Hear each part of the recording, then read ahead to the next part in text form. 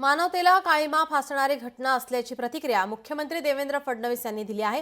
तर संपूर्ण घटनेची चौकशी केली जाणार असल्याचंही मुख्यमंत्र्यांनी स्पष्ट केलं आहे। वैष्णवी आत्महत्या प्रकरणाची चौकशी केली जाणार असल्याचं मुख्यमंत्र्यांनी म्हटलंय।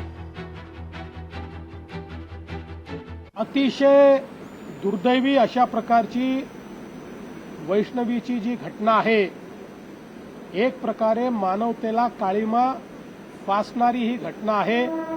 त्यातले आरोपींना अटक करण्यात आलेली आहे, पण वैष्णवीचं बाळ हे आपल्याकडे ठेवण्याचा आरोपींचा जो प्रयत्न होता, मी स्वतः सीपी पिंपरी चिंचवड यांना सांगितलं की पोलिसांनी हस्तक्षेप केला पाहिजे आणि बाळ सुखरूप राहिलं पाहिजे।